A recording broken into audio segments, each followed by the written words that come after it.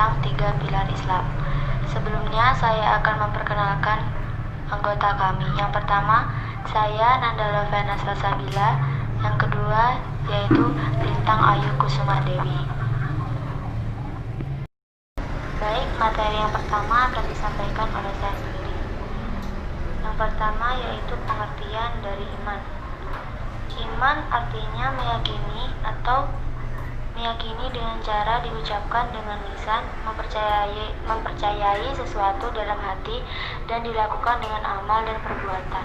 Dan inilah pengertian iman yang dikatakan oleh jumhur ulama, yang artinya iman itu dipercaya dalam hati, diucapkan dengan lisan, dan diamalkan dengan perbuatan. Hadis ini menjelaskan prinsip-prinsip dalam keimanan. Hadis di atas menjelaskan bahwa iman terdiri atas 3 unsur, yakni diyakini dengan hati, diucapkan dengan lisan, dan diamalkan dalam bentuk perbuatan. Ketiga unsur tidak dapat berdiri sendiri-sendiri. Jika ada unsur yang tidak dimiliki seseorang, berarti ia belum menjadi orang yang beriman. Dengan demikian, orang yang beriman hatinya selalu meyakini sepenuh hati, lisannya mengucapkan secara benar, kemudian keyakinan dan ucapan itu diaplikasikan dalam kehidupan sehari-hari. Iman dalam arti genetiknya adalah sikap percaya di dalam hal ini menurut kaidah kaum Sunni yang percaya pada rukun iman, karena mereka mempercayai pada masing-masing rukun iman tersebut. Mendasari tindakan seseorang, maka pengertian dari dasar itu menjadi kebenaran dan kewajaran mayoritas masyarakat, tetapi dalam dimensinya yang lain secara mendalam. Iman itu tidak cukup dengan hanya perilaku batin yang dipercaya atau mempercayai sesuatu belaka saja, tetapi iman menuntut mewujudkan atau eksternalisasi dalam pola perilakunya. Maka dalam hal ini Nabi Muhammad SAW bersabda bahwa sesungguhnya iman mempunyai lebih dari 70 tingkat, sejak ucapan tahlil sampai menyingkirkan batu dan jalanan. Keserasian antara iman dan amal yang baik juga dicerminkan sangat jelas di dalam sabda Nabi bahwa sesungguhnya orang yang berzina tidaklah dia beriman ketika dia berzina, dan orang yang meminum arak tidaklah beriman ketika dia meminum arak, dan orang yang mencuri tidaklah beriman ketika dia mencuri, dan seseorang tidak akan pernah membuat teriakan yang membuat orang merasa takut, yang mengejutkan orang banyak jika memang dia beriman. Di sini menjadi jelas mengapa Al-Quran selalu menyebutkan keimanan yang diikuti oleh kalimat-kalimat amil nasihat.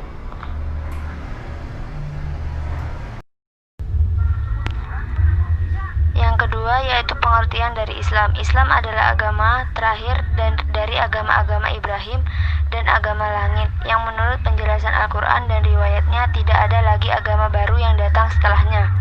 Tahun dimulainya agama ini tersebar pada tahun 610 Masehi di kota Makkah. Pembawa agama Islam adalah Nabi Muhammad SAW yang dikenal dengan gelar Al-Amin atau terpercaya, dan Khotamul Anbiya atau penutup para nabi. Kitab suci yang dibawa oleh beliau bernama Al-Quran, dan letak kiblat dari Islam yakni Ka'bah yang terletak di jantung kota Makkah. Islam juga merupakan inisial untuk manusia yang masuk ke dalam sebuah ajaran ilahi. Ini difirmankan oleh Quran surah Al-Hujurat ayat 14 tentang pengakuan Yahudi yang mengatakan telah beriman, namun Nabi diperintah oleh Allah Subhanahu wa taala menegurnya sebagai orang yang belum beriman tetapi baru berislam, sebab iman belum masuk ke hatinya. Iman lebih mendalam maknanya daripada Islam, karena dalam pemikiran orang Badui itu mereka baru menuruti Nabi dan menyerah kepada Nabi hanya sekedar lahiriah saja. Adapun mengenai hadis, Jibril Ibnu Taimiyah mengatakan bahwa agama terdiri dari 3 unsur Islam, iman dan ihsan, yang dalam ketiga unsur tersebut terdapat arti kejenjangan perjalanan seseorang yang dimulai dari Islam, berkembang menuju iman, dan memuncak ke dalam ihsan. Hal ini bersangkutan dengan firman Allah dalam Quran surat Al-Fatir ayat 32. Kemudian kitab itu kami wariskan kepada orang-orang yang kami pilih di antara hamba-hamba kami. Lalu ada yang menganiaya diri mereka sendiri, dan di antara mereka ada pula yang lebih dahulu berbuat kebaikan atas izin Allah. Yang demikian itu adalah karunia terbesar dalam tatanan sejarahnya. Sekarang kata al-Islam telah mencapai dan menjadi nama sebuah agama, khususnya agama pada masa Nabi Muhammad SAW, yang pada saat itu dibawa dan disempurnakan oleh Nabi, yaitu agama Islam. Sama dengan Islam, perkataan muslimun dalam sebuah ayat yang diartikan sebagai orang-orang yang pasrah kepada Tuhan. Jadi secara otomatis perkataan al-muslim dalam arti asalnya bisa juga menjadi kualifikasi para pemeluk agama lain, dikhususkan kepada penganut ahli kitab, yang mana ini juga difirmankan dalam Al-Quran, surat Al-Imran ayat 85, yang artinya, barang siapa yang mencari agama selain agama Islam, maka sekali-kali tidaklah akan diterima agama itu daripadanya, dan akhirat termasuk orang-orang yang rugi. Bismillahirrahmanirrahim. Assalamualaikum warahmatullahi wabarakatuh. Sebelumnya, perkenalkan, nama saya Lintang Ayu Kusuma Dewi. Pada kesempatan kali ini, saya akan melanjutkan materi yang sebelumnya telah disampaikan oleh Saudari Nanda, yakni pengertian ihsan, hubungan antara iman, Islam, dan ihsan, dalil-dalil tentang iman, Islam, dan ihsan, dan iman yang menjadikan seseorang masuk Islam. Langsung saja, materi yang pertama, yakni pengertian ihsan. Ihsan arti sederhananya adalah kebaikan. Al-Raghib Al-Asafani mengatakan ihsan itu derajatnya lebih tinggi dari keadilan. Ihsan berarti menerima dengan lebih sedikit dan memberi lebih banyak daripada orang lain. Maksudnya, berbuat kebaikan lebih banyak daripada yang lain lakukan kepada kita. Ihsan adalah kebaikan yang lahir dari hati yang paling dalam. Dalam hadis Jibril juga dikemukakan bahwa ihsan adalah engkau menyembah Allah Subhanahu wa Ta'ala seakan-akan melihatnya, dan jika engkau tak melihatnya, maka sesungguhnya Dia melihat engkau. Maka ihsan adalah suatu ajaran yang mengajarkan tentang penghayatan yang dalam akan hadirnya Tuhan dalam hidup melalui penghayatan diri sendiri sedang menghadap langsung kepada Allah Subhanahu wa Ta'ala saat beribadah. Ihsan adalah semacam latihan atau pendidikan dalam mencapai arti sesungguhnya, sehingga ihsan adalah puncak keagamaan manusia. Ibnu Taimiyah menegaskan bahwa arti ihsan lebih melingkup kepada iman, dan karena itu pelakunya adalah lebih khusus daripada pelaku iman. Ihsan secara harfiah berarti melakukan kebaikan. Pelakunya disebut muhsin. Oleh karena itu, ihsan dikenal sebagai tingkat penghayatan keagamaan. Materi yang kedua, hubungan antara iman, Islam, dan ihsan. Dapat disimpulkan bahwa iman sebagai pembenaran hati atau kepercayaan hati dan batin bahwa sesungguhnya Allah itu zat yang tidak ada duanya. Islam dilihat sebagai ketundukan lahir dengan menerapkan rukun Islam. Adapun ihsan ada dari kepercayaan dan ketundukan bahwa adanya Allah Subhanahu wa Ta'ala yang memotivasi kita. Ihsan terlahir dari menerima lebih sedikit dan memberi lebih banyak, yang sebelumnya sudah dijelaskan maksudnya di materi pengertian ihsan. Materi selanjutnya adalah dalil-dalil tentang iman, Islam, dan ihsan. Terdapat beberapa ayat Al-Quran dan hadis Nabi yang menjelaskan Islam, iman, dan ihsan. Di antaranya Quran surat Al-Imran ayat 19 yang berbunyi, Inna dina indallahil Islam wa makhtalafal ladina utul kitaba illa min ba'di ma ja'ahumul ilmu baghyan bainahum wa may yakfur bi ayatillahi fa innallaha sari'ul hisab, yang artinya sesungguhnya agama di sisi Allah Subhanahu wa taala ialah Islam.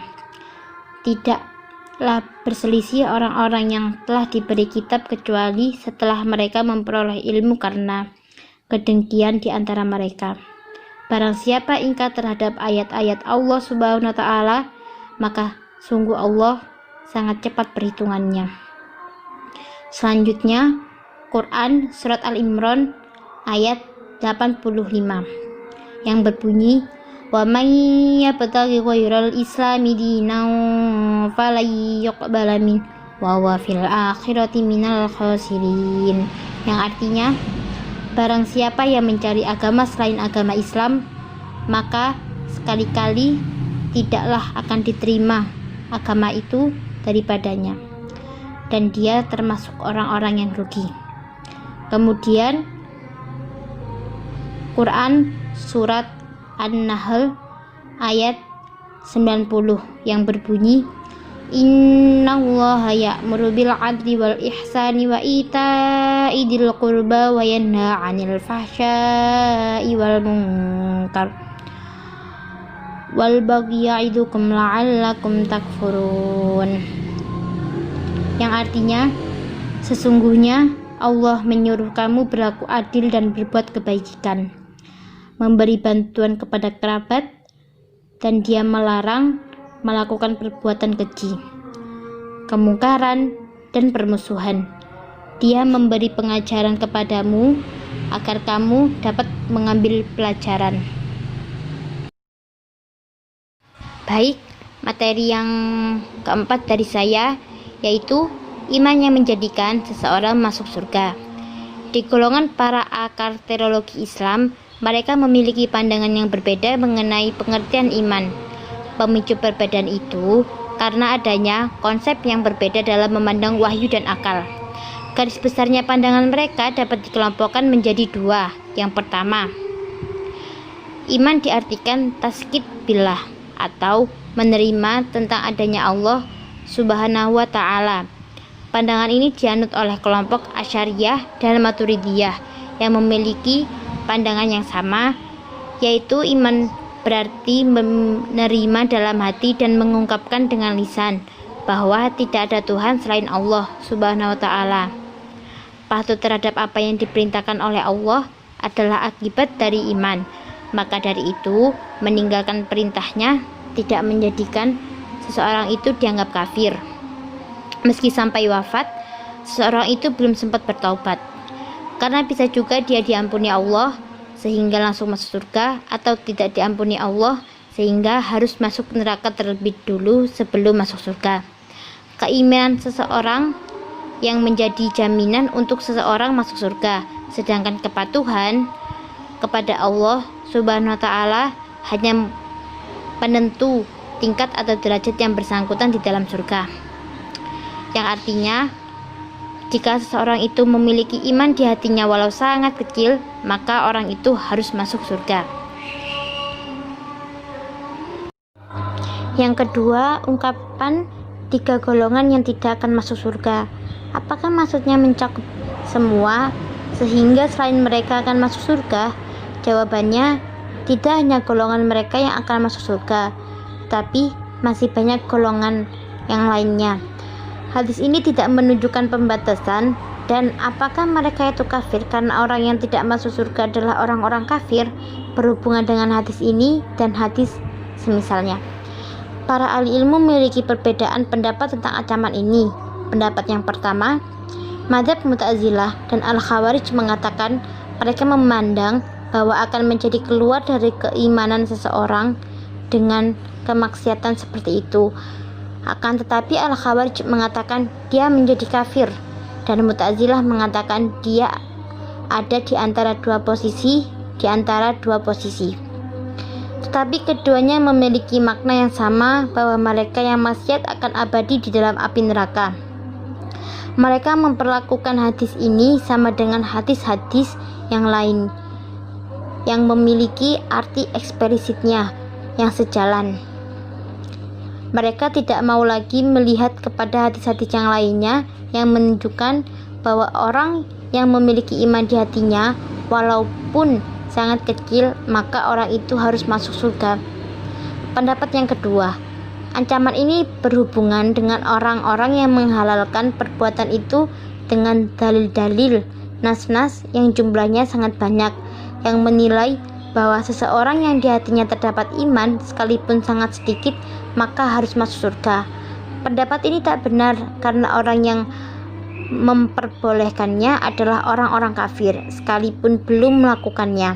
Contohnya, orang yang memperbolehkan pemutusan tali silaturahmi atau minum-minuman yang dilarang oleh agama, misalnya, maka seseorang itu adalah orang kafir sekalipun belum melakukan larangan itu. Pendapat yang ketiga, ini adalah penafian mutlak. Penafian mutlak dibawa kepada makna muqayyad dan dikatakan tidak akan masuk surga mereka sama sekali, yaitu tidak diawali dengan adab, tetapi mereka akan masuk surga bila didahului dengan adab sepadan dan dosa-dosa mereka. Terdapat alternatif jika demikian itu menjadi kondisinya, maka layaknya ia akan mati dengan su'ul khotimah atau mati sebagai orang kafir, sehingga ancaman itu berubah dengan kondisinya.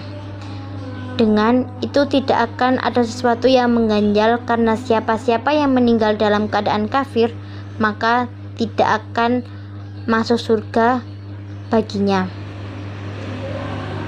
Pandangan ini didukung oleh sabda Rasulullah SAW yang berbunyi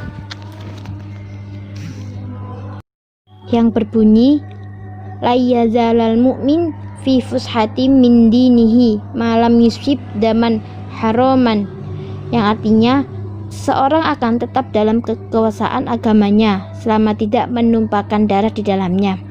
Hadis riwayat Al-Bukhari. Sekian dari saya, kurang lebihnya mohon maaf.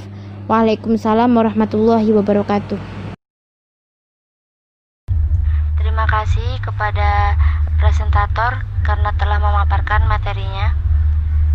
Saya perwakilan dari kelompok 7 mohon maaf jikalau di dalam video ini terdapat banyak kesalahan yang ada.